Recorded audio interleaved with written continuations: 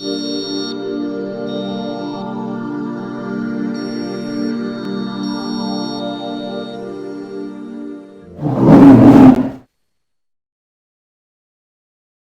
everybody, welcome to Beer Reviews for tonight's little delectation. We've got another beer we received from Brewdog on the website. They've got some new California stuff in. This is Ballast with their Habanero Sculpin.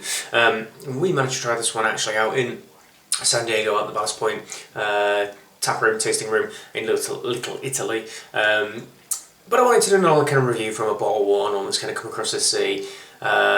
Just for comparison's sake, really. It clocks in at 7%, and unsurprisingly, it is the Sculpin IPA brewed with habanero chilies.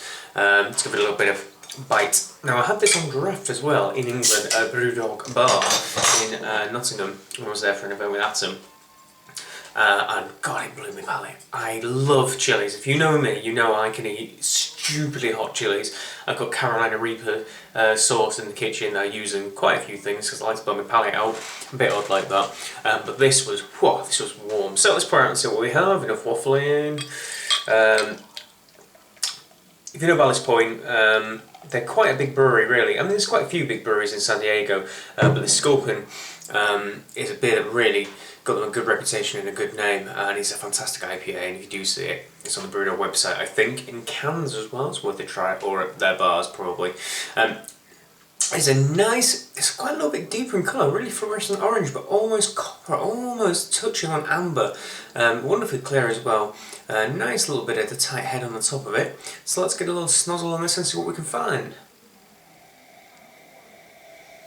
Okay, so this does not smell like the freshest bottle of, unfortunately. It's definitely got some vegetal kind of chili notes, in a good way. You can smell that it's chili, and you can smell a bit of the heat. It's kind of prickling the nose a little bit. It's got a kind of slight soft citrus aroma, but it's lacking, very much lacking the kind of dank edge that I know Sculpin to have, and I know this beer to have had on draft, both in the UK and in the US. So I think this one's probably just dropped off a cliff somewhere. Interestingly enough, can you see the bottle? It says heat may vary, so this could be really hot or really or not, depending. That's a shame that, because I know this would be a really good beer, but then again, the aroma might have just died off and the beer might be something different. I can't see the bottling date or anything, but hey ho. Yeah, so don't particularly smell massively hoppy on the nose, just kind of sweet citrus, a little bit kind of crystal malt as well. We're probably coming for that nice darker colour and that kind of chili aroma. So cheers, let's get in there and give it a try.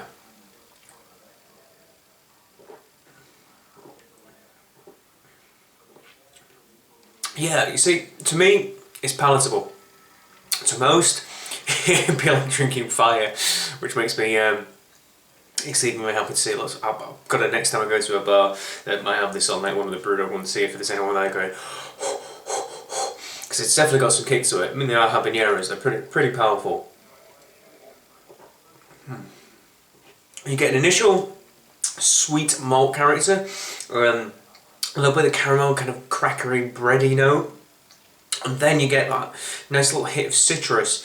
It's kind of soft again. It's not as dank as I would imagine or hope it would be. I'm used to this being a lot more pungent, piney, and something that will really get me excited. But then you get a big whack of chili at the end. It's almost like you get the sweetness from the malts, you get this hoppy flavour in the middle, and then as it all dries up when that bitterness from the hops kicks in, the heat from the chili comes in afterwards as well. I mean, it could actually be quite a canny marketing trick almost, or sales trick. You take a sip, oh that's really nice, oh it's hot, and you keep drinking. There's flavour from the habanero in there as well. Habaneros are tasty chilies in my opinion. I like the flavour of them, and you get that towards the end as it dries up again. Yeah, okay.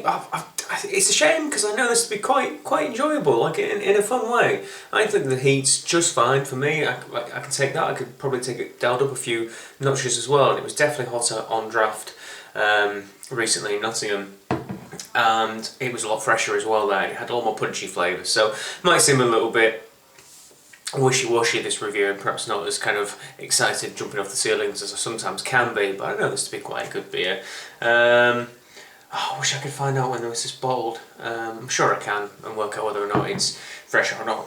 But one of the issues with buying American, it's not always going to be fresh. If you buy local, you're probably going to find things fresher. If you buy UK, you're probably going to find things fresher. And if you buy things Imperial and Dark, you can age it anyway, so who cares?